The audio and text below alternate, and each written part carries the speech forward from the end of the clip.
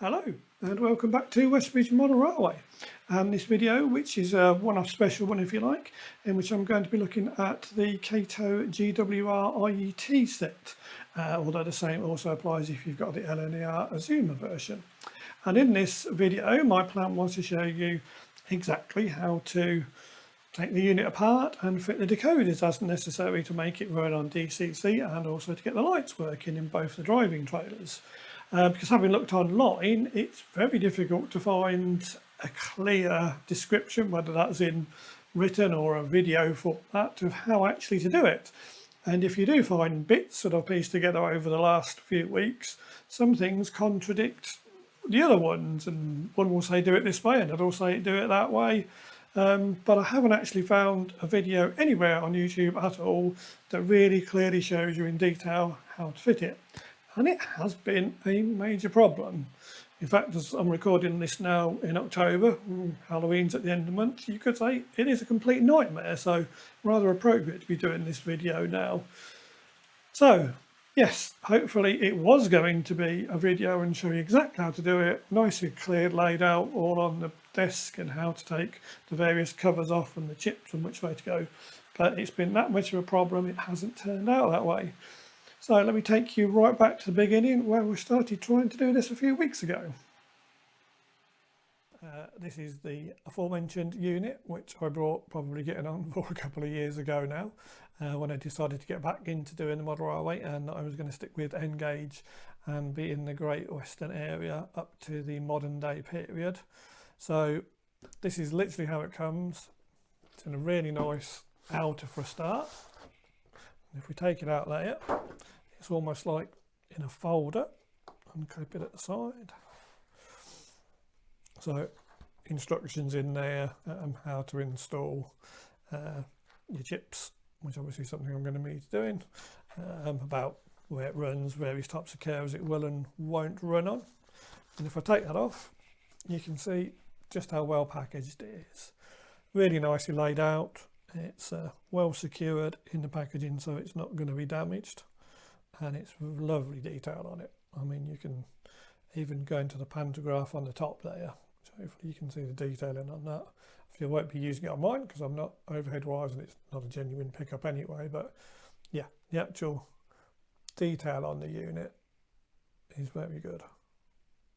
So yes, this will essentially be the flagship, I guess, of my fleet. So I shall need to read upon those instructions and how to install those chips. There was two of them, as you probably noticed, so now I would imagine they're possibly going to be in two separate vehicles to do with powered section and lighting, but yeah, I need to read up on that. But yes, for any manufacturer out there who's doing units, whether that be an IET series or maybe something like a set of Mark 5s for the Trans-Pennine Express, or soon to be Chiltern Mainline, anything like that, point in a presentation, little folder like this, well packaged with all the information you need in there. And of course, if you're not having it on allowed, it just stores very nicely, and it's sort of thing that looks nice sitting on your shelf as well. Yeah, definitely the way to go. So full marks there to Kato for doing that. Okay, so to convert your Kato Hitachi IET to DCC, I cannot begin to tell you how complicated and fragile that was. Yeah, basically I had to go and look through some instructions online. Obviously, as you probably saw when opening, a lot of it is in Japanese. There are some English bits, and obviously the diagrams are pretty universal, but they're very vague. And certainly when it comes to fitting the chips, definitely the online video I watched, which I'll try and remember and put a link in the description below, I definitely recommend that. It didn't start off too bad. This is one of the driving trailers, which are both dummies on this one. The powered vehicle is one of the coaches, and it sort of started off okay. There's a little bit that tells you there about taking this cover off there, which, as you can see, lifts out. Now I have, I'm trying to find up there if you see, I have installed the chip in there. I'm not going to take it out and show you how to do that again, but basically it does involve a pair of tweezers and having to there's like a blanking plate that goes in for a start, and then you have to pick that up, drop it in there, and then push it and slide it into place. It is very fiddly and very fragile. You definitely need a pair of narrow tweezers like this and a little bit of patience to do that. But I was hoping the rest of it was going to be pretty similar and easy like that. But boy, was I wrong.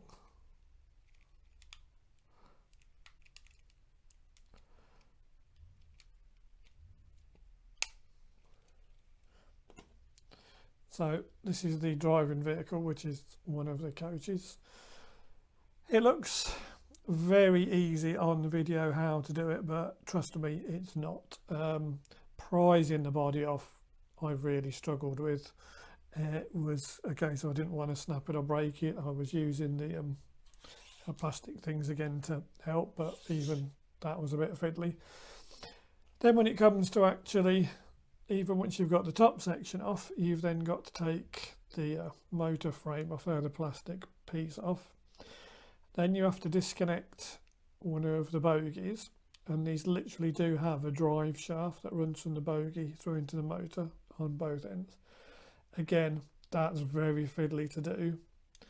Then basically you insert your chip underneath there, put your driving wheel back in, connect the drive shaft, put the underframe cover on there again, and then clip the body back on top, and you're good to go. But as I say, that took me quite a while to do, and it was very fiddly. So I definitely recommend checking that video out if you're thinking of doing this yourself. Otherwise, partly you can see why it's much easier buying everything that's just DCC fitted already to start with, because if you haven't got the patience or the dexterity, shall we say, it's not an easy thing to do. So yes, it's one of those where you've just really got to take your time, be gentle. It'd be very easy to break this, as anybody who works in N-gauge knows. 00's not exactly easy, but N-gauge is very difficult. So yes, but it's all good. I've put it on the test track and programming track, and it does run, so that's fine. I've got the formation set up ready to couple together.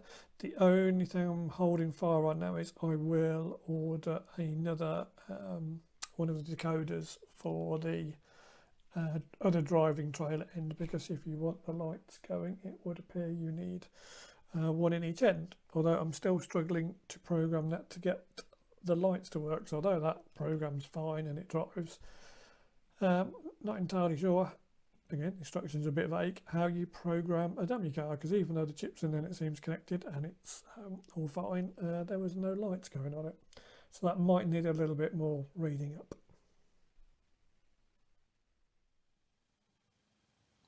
So HST power cars are very similar to the IET in the fact that you have a powered vehicle and a non-powered vehicle, albeit with the IET the powered vehicle is actually a coach in the centre as opposed to one of the end driving trailers. But this with my Great Western HST set here, this is the powered one, 43005, which obviously has a chip in it because I'm running it on DCC now, and also the dummy one has a chip in it as well, which they tell you to do if you want it to work on DCC. But as per the IET, you can't program the dummy power car. After reading various bits on forums and here and there, it says, yeah, just put a chip in it, you need to put a chip in it and it works. Well, it doesn't work.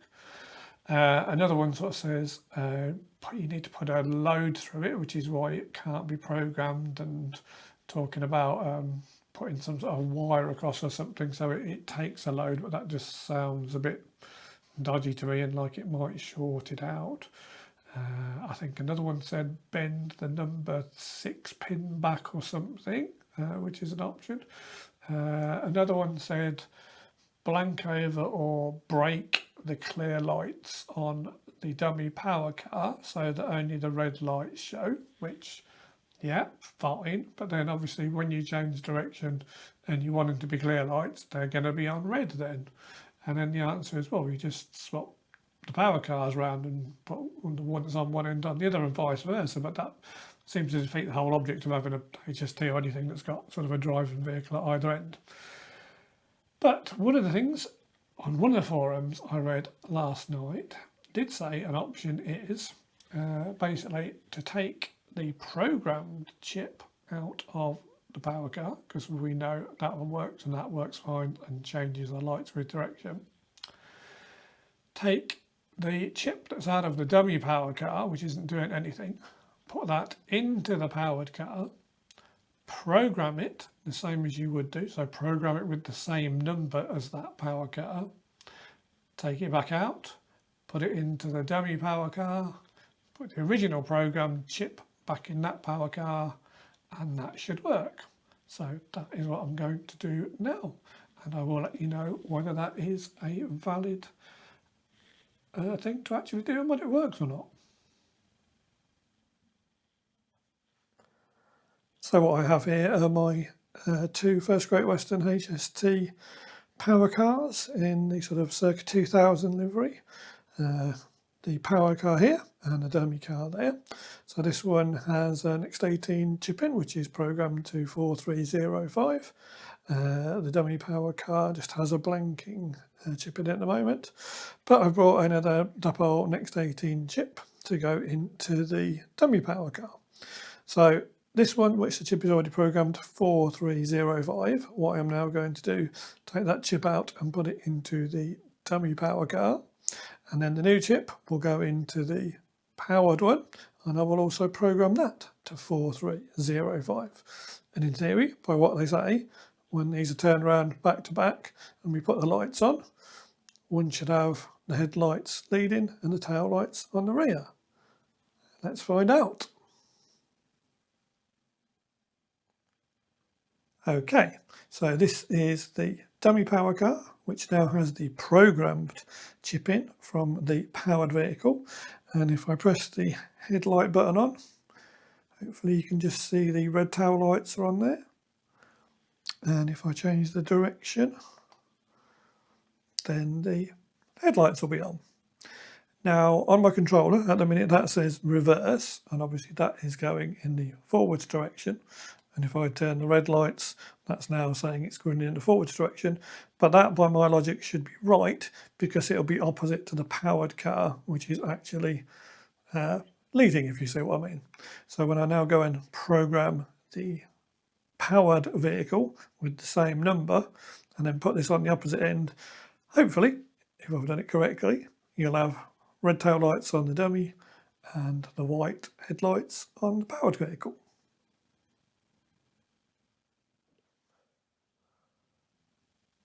So that's the powered HST PC now with the new chip fitted. And if I turn the headlights on, so that's reading forwards on my controller, I'll change the direction to reverse and the red lights go on. So now hopefully pair the two together, both being set with the 4305 on the controller, and that should, fingers crossed, work.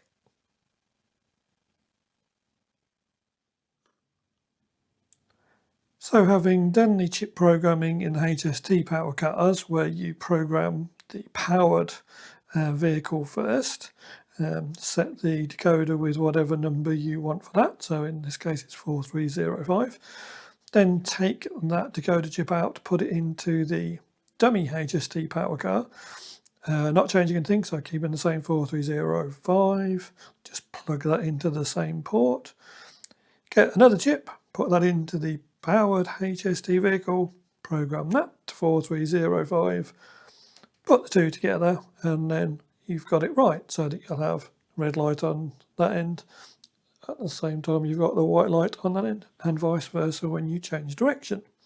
So now I need to apply that logic to the GWR IET. The only slight difference being in there is it has 3 chips.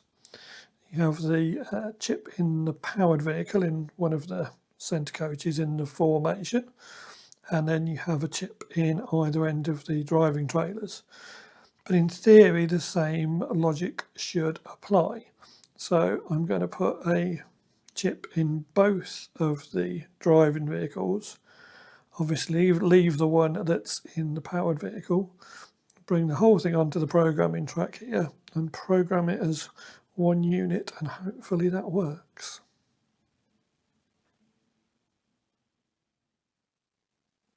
Okay, so there's my GWR IET set on the programming track. Now, at the moment, neither of the driving vehicles have a chip in it, but if we spin round to this end, you will see that has the red tail lights on. Now, regardless of whichever direction I make that go in, those tail lights will just be on red there. Doesn't make any difference at the moment. As I say, there is no chip in there at the moment. But if we spin around to the other end, where there's also no chip in, we have no lights at all on that end. So what I'm going to do now is fit a chip in each vehicle, or the driving trailer end I should say, and we'll see what happens. Okay then, so here we go from the top essentially. So 3 chips. This one is the one that's in the powered vehicle, which is, I say, one of the coaches in the set, actually the second one in from the set. That's on the track, and we know that works because that's been running fine. And then there's 2 identical chips there, one for each of the driving vehicles. Now, as I said previously, one of the vehicles, which is the first class one here, as you saw, that had the red lights on, regardless of which direction of travel that was going. And this vehicle here didn't have any lights on. So as I say, neither have a chip in at all at the moment, just got the plastic blanking plugs in. So what I'm going to do now is insert a chip into each vehicle, which from having read up, it does mention if the lights are on in the same direction, so you've got white on both ends or red on both ends, you just change the orientation by 180 degrees of the chips, so that when I put each chip in now to each vehicle, I will literally put them in the opposite way round. So the way I normally go by that is, well, I'll show you close up when we get there, but there's a little sort of black tiny capacitor or something on one end, whereas it's just the gold colour on the other end. So I shall just rotate them 180 degrees when they're in each vehicle. So yeah, I'll start removing the underneath and putting these chips in. So as you can see there are no instructions in English. The diagrams aren't too bad, but a little bit vague. But what I've done basically is just take a quick shot with your smartphone style camera, and you Google or Gemini has some sort of AI app, and just ask it to translate into English, and that will help considerably. But I'll show you a bit close up with the actual chip, how I'm doing it, and hopefully that'll be nice and clear to you. So here we have one of the driving vehicles. One good thing about this is access is nice and easy underneath there. It's just a case of removing that little cover there. Now inside, on that little beigey coloured part there, essentially that is your, I call it a switch, it's also like a blanking plug basically, and that needs to come out. So you'll need a pair of tweezers.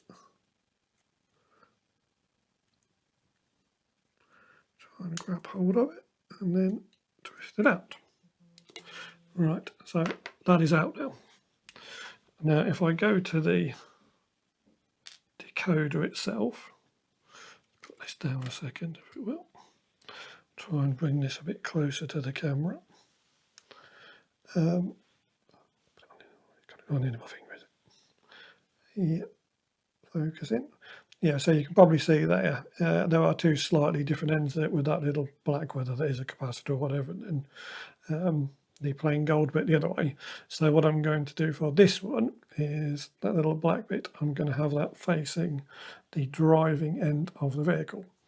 And looking at the diagram, this is the way it goes in with this end facing up as you're looking at it. You can sort of see on this side there's a pair of gold bands either side, whereas if I flip it over, it's a solid gold band on either side. And those are the points that are making contact with the pickups inside the vehicle. So that needs to be facing down on the pickups. This is the bit you're going to be looking at when you put it into the vehicle.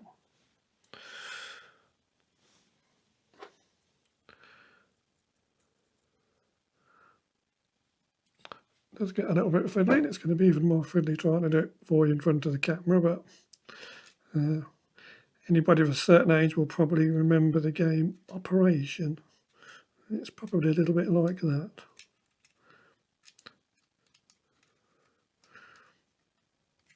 Right, so I've nearly got it in now.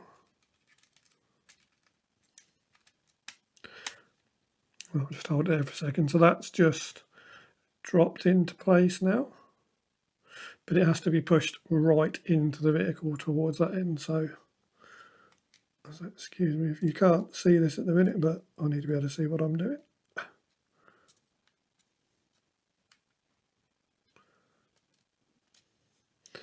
Right, so that's now been pushed in up towards the driving end of the vehicle, as far as I can get it without forcing anything. And the contacts there on the bottom part of the decoder are touching the pickups on the vehicle. Now, some of the different ones I've seen online now say about putting this switch bit back in, but when I've tried that before, that doesn't go. It just doesn't fit in at all on top of that. But obviously it does say you must have the like a vehicle cover back in. So we'll just pop that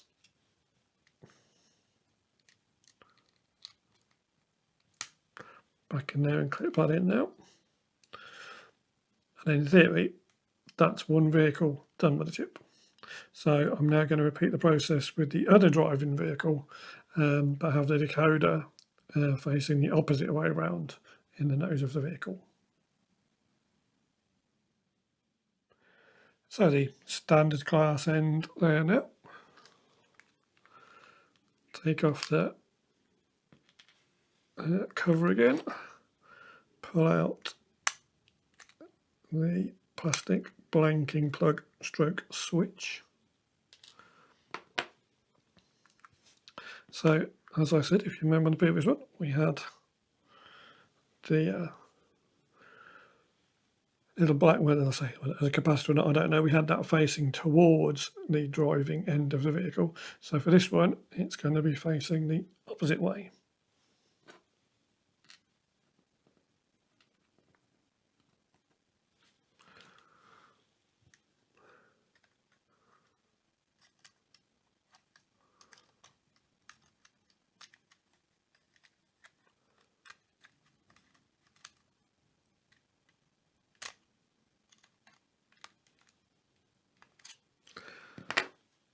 There we go.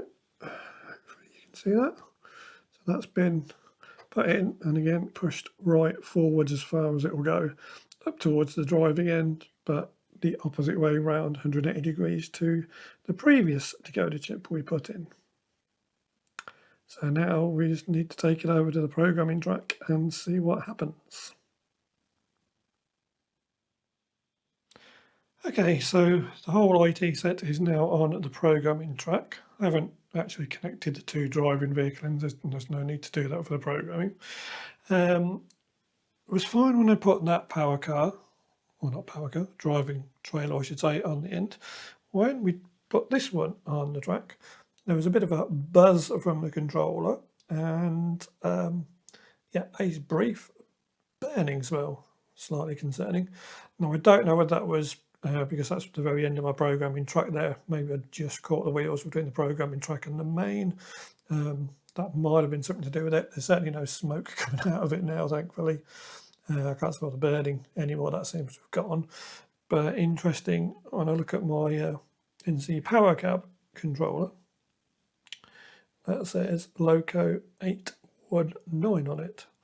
Now, I don't think I've caught a button on that because I've got it programmed as 800. So I don't know whether that's anything related to it. Maybe it's reading that as a different chip. I don't know. But we shall do the programming track on the buttons now and see what happens if that changes. Okay, so we've got the NC power cab on. I'll press the button 4 times to get me on programming track. Press enter. One, we'll just do standard programming. Turns my main line off. manufacturer number, which will be Kato 129. Decoder version 51. I could hear the powered vehicle moving then. Setup address, press 1. Yep. Short address, we'll leave that as 003 as the standard. Activate this address, yep, press 1. Long address, 800. I will leave that as 800 now. It is the only IET I have on the layout, so it's 800 021. Normally I'd probably number that 8021, but 800 is fine for now. So we'll just enter and confirm that. 1 to activate the address. That's it. I'm not going into any configuration settings at the minute, so we'll just come back. Now if I select a logo, 800, press enter. That should now be controlling that. Let's have a look. Now I've got red lights on that end.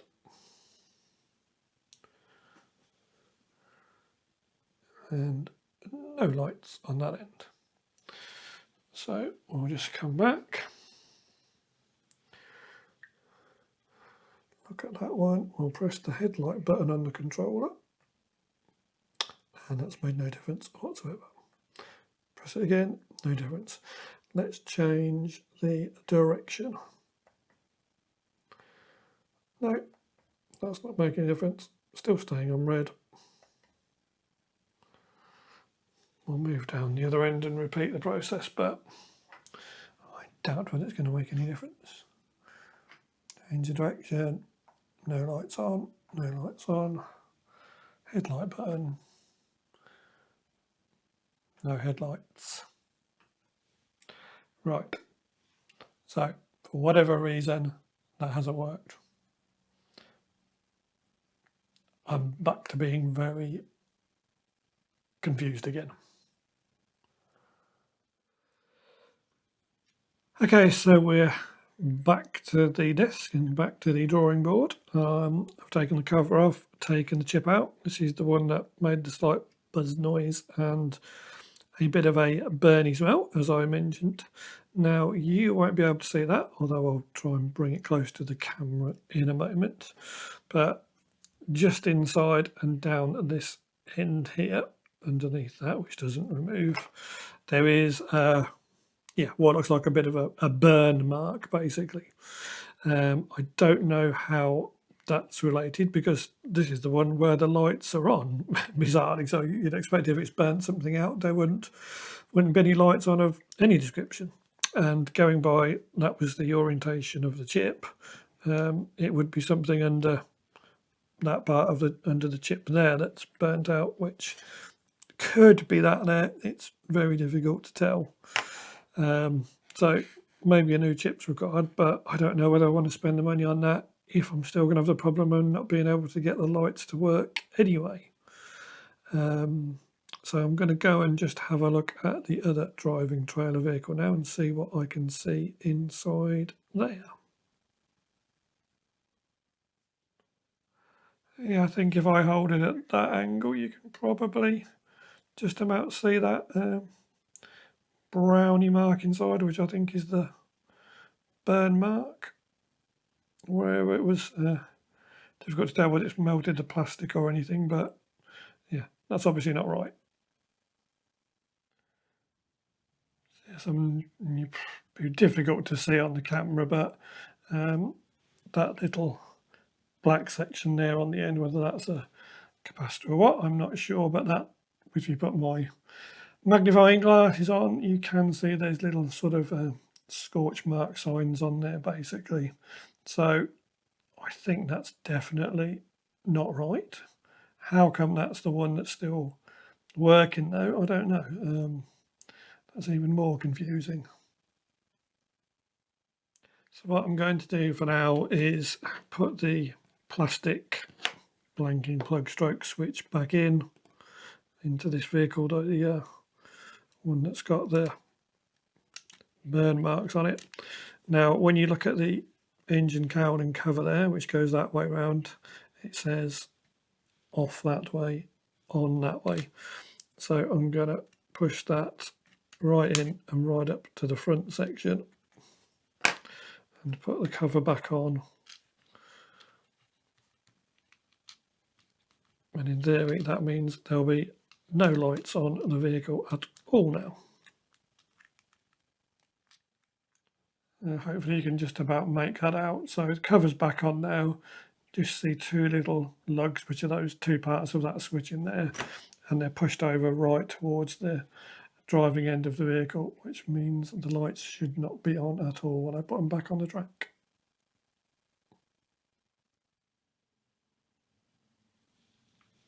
So there we go, that's back on the programming track now. Push the switch right over to the far end, and as you can see, no lights on there at all. If I just take it off the track a second, and I'm going to push the switch right back in the opposite direction now and put it on the track. Hopefully you can now see we've got all the lights on.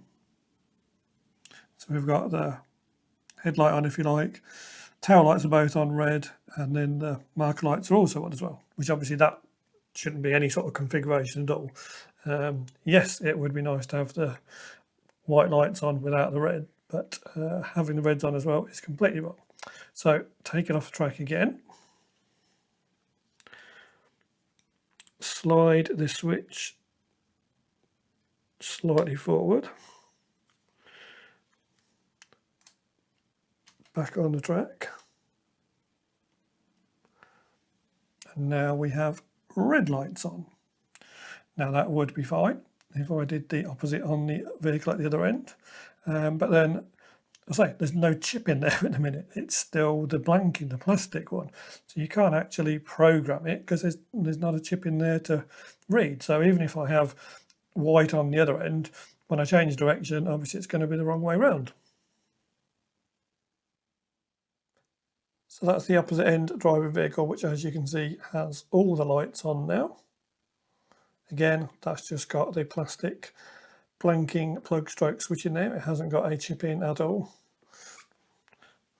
That's your actual driving vehicle there that does have the chip in. It does the powering, two dummy coaches, and then coming back to the other end, that's got the red lights on.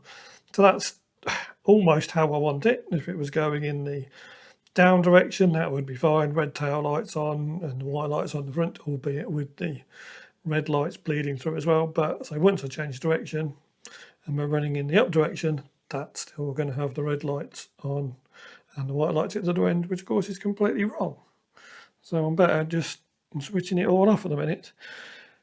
The only other option I've got is looking at the CV settings, but obviously that will require putting the chips back in and then trying to program it somehow that way. But it's been an absolute nightmare.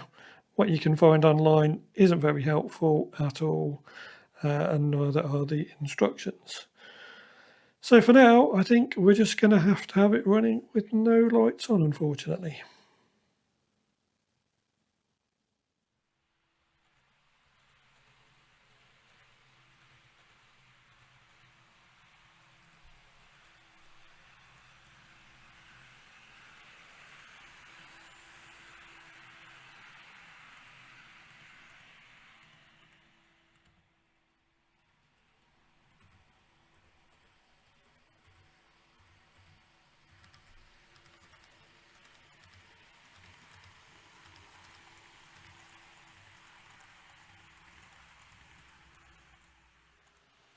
Yes, unfortunately, I am completely stumped with that, which is a real shame because it's a lovely unit, as you can probably see running around me at the moment. It runs really nicely. It's fairly quiet compared to a lot of the other locomotives and units on the layout. Runs nicely on all the crossovers. Haven't had any problems with it derailing at all. It's just a shame I can't get the lights sorted. It would just be like so much better to have, obviously, white lights at the front, red lights at the back, but as you've seen from all the various bits, I just cannot get it to work like that. I'm not going to go and buy another one, a DCC already fitted one, because that would just be silly anyway, even though potentially it would be nice to have 2 5-car sets coupled together. No, I'd like to get this going. So if anybody out there has a clear way and says, oh no, this is what you really need to do, look at this video here or look at this video there, or just even drop something in the comments, please let me know, because I would just love to get the lights going on it. It is essentially the flagship of the layout, if you like, for the modern era, being Great Western Railway based. So it would be nice to have it going with all the lights on it.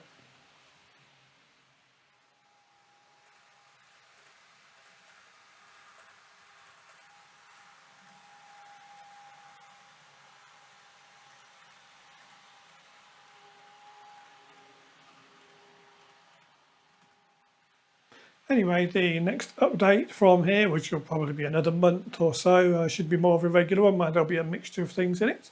I have had some new wagons arrive from Revolution Trains. So I have the WIA Blue Sausage car carriers, and also some of the IHA covered steel wagons. So we'll probably take a close look at those. Maybe some of the other wagons I've got on the layout as well from different eras, literally in times of modelling and from when I've purchased them, and the way some run really nicely and others don't. So we'll probably have a bit of a feature on that at some point. Track wise, had a couple of comments about a couple of bits and met a people about suggesting slight alterations that basically came from the previous video where I changed the main junctions behind me, and that has certainly give me a few ideas on things to do, so there might be a couple of changes there. Actually, it'll be taking points out, if anything, so we won't actually be adding anything, so that'll be something else to look at. And obviously, now I say we're into October now, clock change will be at the end of the month, so less opportunity to get out on the railway, so hopefully a lot more progress on here.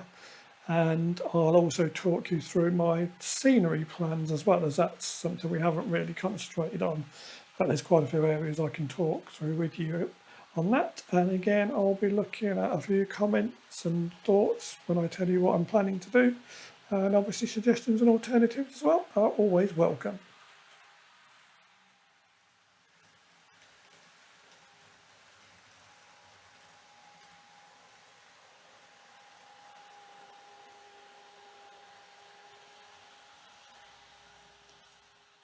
But for now, I'll say thank you very much for watching this video. If you have enjoyed it, please give me a thumbs up. It really helps with the YouTube algorithm. Don't forget, if you're not a subscriber already, the button is down there. It's absolutely free, it doesn't cost you anything. And if you click the bell notification as well, you'll get email updates every time I upload a movie, whether that be from Westbridge Model Railway or out on the real railway itself. But for now, I'll say thank you once again for watching, and I'll see you next time. Bye for now.